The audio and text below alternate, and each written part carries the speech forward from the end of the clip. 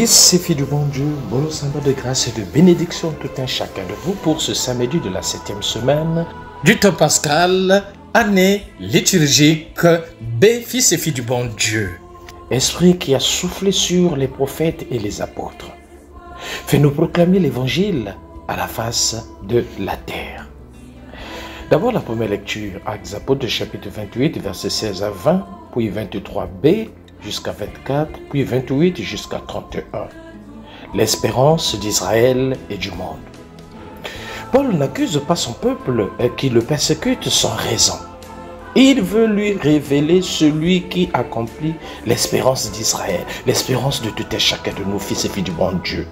Le Messie dont il témoigne avec assurance. Le voilà arrivé dans la ville de Rome, capitale. En 2 ans, il va à la marquer de son empreinte avec Pierre, qui mourra aussi. Paul est maintenant au centre, le centre d'un immense empire païen. Il ne perd pas le temps pour l'évangélisation de Rome. 3 jours après son arrivée, il convoque ceux qu'il peut. Et comme d'habitude, il commence par ceux de son peuple et il s'appuie sur l'écriture pour montrer que la foi en Jésus est le prolongement de toute la tradition d'Israël. La foi en Jésus se base depuis l'Ancien Testament et la réalisation et l'accomplissement dans le Nouveau Testament, fils et filles du bon Dieu. À la fois novateur et traditionnaliste. Toute la nouveauté de l'évangile infusée dans toute la fidélité à la tradition reçue des générations précédentes. L'Ancien Testament portait une espérance que Jésus a réalisée, fils et filles du bon Dieu. Oui, l'Ancien Testament était une préparation, gardée farouchement comme une norme intangible. Oui, il est devenu caduque. Lu et relu dans la perspective de la nouveauté de Jésus-Christ, il garde toute sa saveur, fils et filles du bon Dieu. Aujourd'hui, les actes des apôtres s'arrêtent là. L'histoire finale de Paul se termine dans un certain flou, dans la nuit. Il aurait été libéré au bout de 2 ans, aurait refait un voyage missionnaire, aurait été repris. Il mourra à Rome sous la persécution de Néron vers l'an 67. Il a proclamé la bonne nouvelle. Il a annoncé l'espérance, l'assurance en Jésus-Christ pour que nous également demeurions dans cette assurance, dans cette confiance, fils et filles du bon Dieu. L'évangile de ce matin, Jean, le chapitre 21, versets 20 à 25, fils et filles du bon Dieu, le témoignage de Jean. Tous les disciples sont appelés à témoigner de l'évangile et nous également, au nom de notre baptême, nous sommes appelés à témoigner de l'évangile, à rendre visible l'évangile dans le quotidien de notre vie. Oui, chacun de ces disciples, chacun d'eux a sa vocation propre, comme pour chacun de nous. La communauté qui a recueilli les paroles de Jean nous les propose ici comme une véritable lumineuse et vivifiante, comme un témoignage dont elle a reconnu l'authenticité, fils et filles du bon Dieu. Oui, Jésus vient annoncer à Pierre quel genre de mort aura. Une mort violente, forcée, un martyre, une contrainte. Pierre, qui sait bien comment Jésus est mort il y a 50 jours, pourrait s'estimer heureux de rendre gloire à Dieu par une mort semblable à celle de Jésus. Mais, et c'est bien naturel, il a peur. Oui. Et dans son trouble, il pose une question. Et Jean, le mourra-t-il martyr? Donne-moi, Seigneur, grâce de vivre ma destinée personnelle, celle que tu as choisie de toute éternité pour moi, pour chacun de nous, sans nous comparer aux autres. Fils et filles du bon Dieu, oui, les premiers chrétiens étaient comme nous, comme tous les hommes, sujets à l'erreur. Ils se sont trompés parfois, mais le Seigneur était toujours avec eux, fils et filles du bon Dieu. Même aujourd'hui, nous sommes enveloppés de faiblesses. Hébreux 5, 2. Un certain nombre de nos opinions peuvent être faussées par des interprétations trop humaines. Il reste vrai, comme de ce temps-là, que la vérité de Dieu passe peu à peu à travers l'Église. Oui, fils et filles du bon Dieu, petit à petit, l'oiseau pourra habiter chez lui, fils et filles du bon Dieu, et tisse son nid. Demain, nous célébrons la Pentecôte, la grande fête de la transfiguration de nos vies sous l'action de l'Esprit Saint.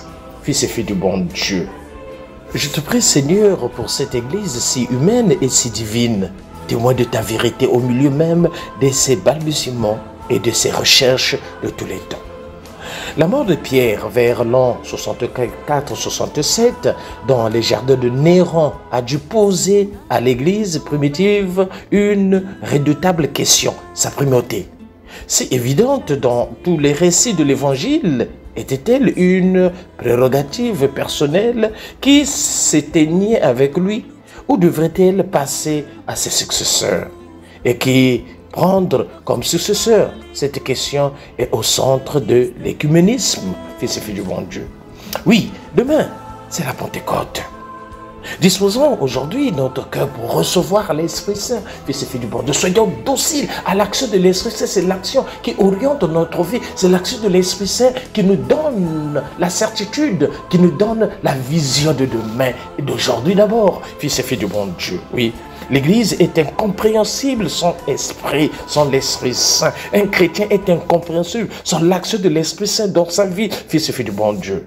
Aujourd'hui encore, je le crois, ce même esprit anime les décisions apparemment les plus humaines de ton Église, Seigneur, et j'y crois.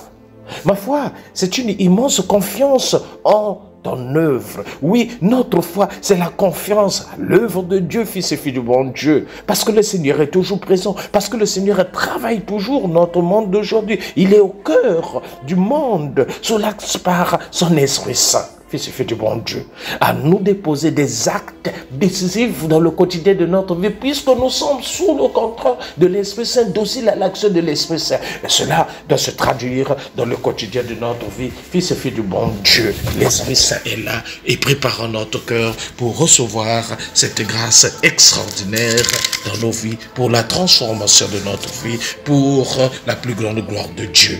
Oui, l'Esprit Saint ne manquera jamais à l'Église et en chacun de nous. Par son témoignage, elle sera, l'Église toujours, le sacrement de Jésus-Christ toujours. Elle nous le rendra présent en vérité par les meilleurs de ses enfants. Elle ne cessera d'en refléter la gloire, nous disait Henri de Lubac dans la méditation sur l'Église, page 181. Fils et filles du bon Dieu, aimons nous vivons et préparons notre ciel en faisant le bien sur la terre. C'était le Père Paul Jess Tounou depuis la paroisse Saint-Michel de Nkembo, mais c'est Saint-Michel de la Gloire. Là, nous sommes dans l'archidiocèse de Libreville. C'est au Gabon. Sainte journée de grâce et de bénédiction tout un chacun de vous. N'oublions pas, Kipe Yayo et Tokos de week-end, Pascal, en tout un chacun de vous. Merci Seigneur. Week-end, n'oublions pas, Kipe Yayo.